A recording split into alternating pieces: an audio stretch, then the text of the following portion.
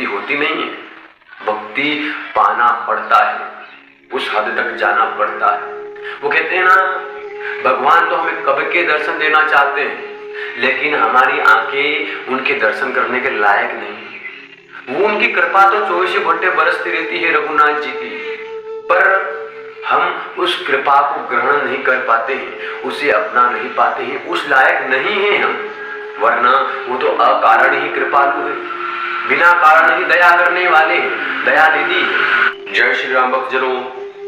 बाबा तुलसी तो एक बहाना था, असल में श्री रामचरितमानस कथा घर घर पहुंचाने का उद्देश्य तो बाबा शिव का था, पर माध्यम बनाए बाबा तुलसी को मेरे शिव ने। आज के श्री रामचरितमानस का पाठ का उद्देश्य कि हमें श्री रामचरितमानस का पढ़ने से हमें क्या लाभ होता है, इसे श्रवण करने से हमारे अंदर क्या अनुभव होता है, क्या परिवर्तन आता है, हमें क्या फायदा है, आइए जानते हैं। बाबा तुलसी लिखते हैं और शिव कहते हैं, कहेहु परम पुनीत इतिहासा, सुनत श्रवण छूटहि भव पासा। अर्थात मैंने यह परम पवित्र इतिहास कहा है, जिसे कानों से सुनते ही भव पास, संसार के बंधन से छूट जाते हैं लोग। और शरणागतों अर्थात श्री रामचरितमानस का रोज स्मरण करते हैं, पढ़ते हैं, जो पाठ रोज करते हैं उनके लिए। और जो शरणागतों को उनके इच्छा अनुसार फल मिल जाता है, फल देने वाला एक कल्प वृक्ष के बराबर है श्री रामचरितमानस। और तथा दया के समूह श्री राम जी के चरणों में फिर उसका प्रेम उत्पन्न हो जाता है, बढ़ जाता है, रघुनाथ जी से वो जुड़ जाता है और वो भक्त बन जाता है। ये मैं नहीं कह रहा हूँ भक्तों, यह है श्री रामचरितमानस पाठ आप लोगों को पढ़कर सुना रहा, अपने मन से कुछ नहीं बता रहा। बाबा तुलसी कहते हैं, जो कान और मन लगाकर इस कथा को सुनते हैं, उनके ध्यान लगाकर सुनिएगा भक्तों, उनके मन वचन और कर्म, शरीर से उत्पन्न जो किए हुए सब पाप नष्ट हो जाते हैं, इस श्री रामचरितमानस रूपी हवन में जलकर भस्म हो जाते हैं। और बाबा कहते हैं, तीर्थ यात्रा में आदि बहुत से साधन योग करने पड़ते हैं। तीर्थ यात्रा में जाते हैं तो वहां तीर्थों में जाने से काम नहीं बनता, वहां आपको योग, वैराग्य और ज्ञान में निपुणता हासिल करनी पड़ती है। ज्ञान एकत्रित करने के लिए आप लोगों को कई पुराण पढ़ने पड़ेंगे, वैराग्य धारण करना पड़ेगा। पर श्री रामचरितमानस के पाठ से, सुनने से, पढ़ने से योग, वैराग्य और ज्ञान में निपुणता आ जाती है। निपुणता का अर्थ आपको हासिल हो जाता है, आपको मिल जाता है।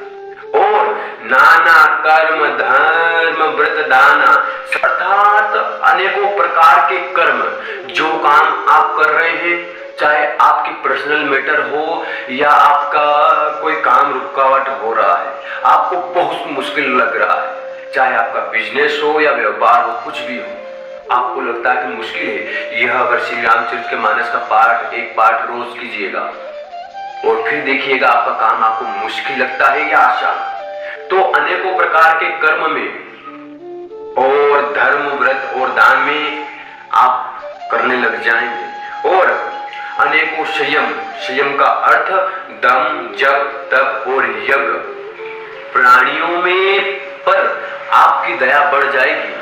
और ब्राह्मणों और गुरुओं की सेवा जब आप करने लग जाएंगे तो विद्या, विनय, विवेक बढ़ जाएगा। विवेक यानी उत्साह और विद्या होगा तो किसी भी काम को करने में आपको मुश्किल नहीं आएगी, उस काम को आप आसानी से कर पाएंगे।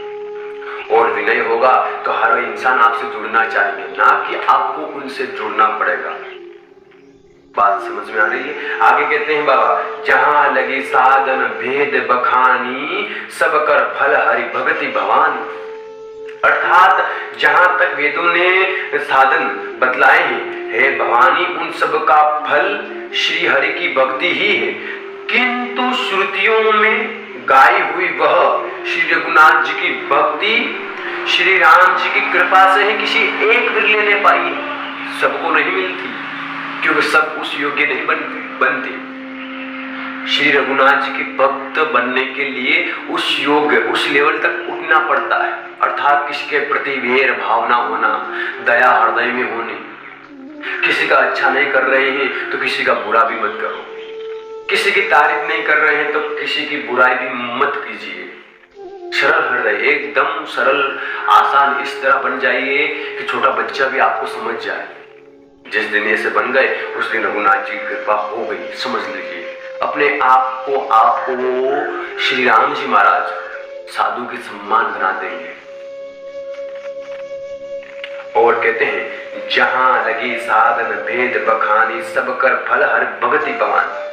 जहां तक वेदों ने साधन बतलाए हैं वे सब साधन, अर्थात जप क्यों करते हैं और तपस्या क्यों करते हैं, भगवान को पाने के लिए। श्री रामचरितमानस के पाठ से आपको सब अपने आप करने लग जाएंगे, कुछ नहीं करना। खाली श्री रामचरितमानस का एक पाठ 5 चौपाई 6 चौपाई जितनी बन पड़े एक दिन में कीजिएगा और फिर देखिए आपके अंदर क्या बदलाव होता है, क्या बदलाव महसूस करते हैं।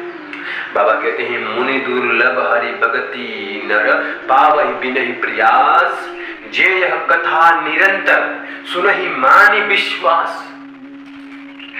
किंतु जो मनुष्य विश्वास मानकर, विश्वास तो करना पड़ेगा, आपने पढ़ा और कानों से निकाल दिया, उस पर ध्यान नहीं दिया तो खाली पढ़कर पढ़ना नहीं, पढ़ना अपमान होता है, लेकिन उसे ग्रहण करना, अपने हृदय में उतारना, उसका सदुपयोग करना, जो नियम बताते हैं उस पर चलना। एक गुरु, श्री रामचरितमानस कथा में तो कहता हूं एक गुरु के रूप में है आज कलयुग में, सबसे अच्छा गुरु श्री रामचरितमानस ही है आज। तो आपको कुछ नहीं करना, श्री रामचरितमानस कथा को आपको खाली गुरु बनाना है, रोज पढ़ना है। आप ही गुरु रहोगे, अर्थात आपको पढ़ना आपको ही है। ये गुरु हमें बताएगा नहीं कि हमें क्या करना है, हमें इसे देखकर पढ़कर समझना है। तो भक्तों पाठ और वीडियो दोनों बड़ा हो रहा है, अंत में आपसे आज्ञा चाहते हैं और फिर मुझे यही कहना है आप लोगों से, और एक ही विनती है कि प्रेम से वीडियो को लाइक और प्यार से चैनल को सब्सक्राइब कर मुझे आशीर्वाद जरूर दीजिएगा। बेल आइकन दबाना ना भूलिएगा। आपकी ओर से कमेंट में जय श्री राम जरूर लिखिएगा। अब आज्ञा के साथ में आशीर्वाद दीजिए, फिर मिलेंगे। जय श्री राम।